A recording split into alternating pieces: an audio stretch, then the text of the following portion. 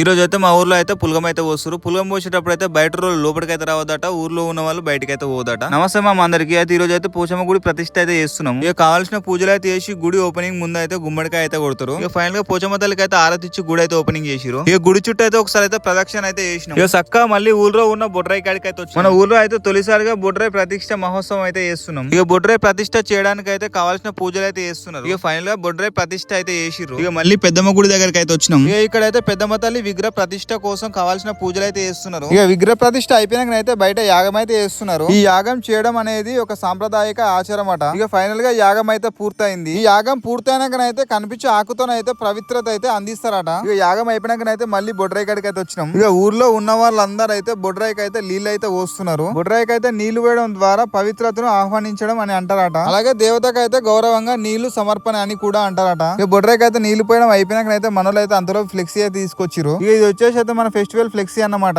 ఇక సాయంత్రం కాగానే మనోళ్ళు అయితే ఊరి చుట్టూ పులగం పోయడానికి అయితే ఏర్పాట్లు అయితే చేస్తున్నారు. ఇక పులగానికి కావాల్సిన ఏర్పాట్లు అయితే చేసుకుని ఊరి చివరికి అయితే పోతున్నాం. ఇక ఊర్లో ఉన్న వాళ్ళందరం అయితే ఊరి చివరికి అయితే వచ్చినాం పులగం అయితే స్టార్ట్ చేద్దామని. ఇక ముందు అయితే ట్రాక్టర్ అయితే ఫ్లవ్ వేసుకుంటూ పోతుంది. ఇక పెద్ద మనుషులు అయితే పులగానికి కావాల్సిన ఏర్పాట్లు అయితే చేస్తున్నారు. ఇక అన్ని ఏర్పాట్లు అయితే చేసి పులగం పోయడం అయితే స్టార్ట్ చేసిరు. ఈ పులగం ఎందుకు వస్తారు అంటే ఊరు బాగు కోసం అయితే ఈ పులగం అయితే వస్తారట. ముంగటి నుంచి పసుపన్నం జల్లుకుంటా పోయిన కొద్ది వెనక నుంచి అయితే సల్ల పోసుకుంటూ అయితే వస్తారట. పోసిన పులగం అయితే ఎవరు ఎత్తుకోకుండా వెనక నుండి అయితే ట్రాక్టర్ తో అయితే దున్నుతున్నారు. ఏ శక్తులు కూడా దగ్గరికి అయితే రావద్దని ఈ మంటలు అయితే వేసిరట. మనం అయితే పులగం పోసేటప్పుడు అయితే చెప్పులేసుకొని అయితే తిరగొద్దట. ఇక ఫైనల్ గా ఊరు మొత్తం అయితే పులగం పోసే వరకు అయితే 2 గంటలు అయితే పట్టింది. ఇక ఈ వీడియో మాత్రం ఇంతే మామ. వీడియో నచ్చితే లైక్ కొట్టి ఫాలో కొట్టడం అయితే మర్చిపోకు.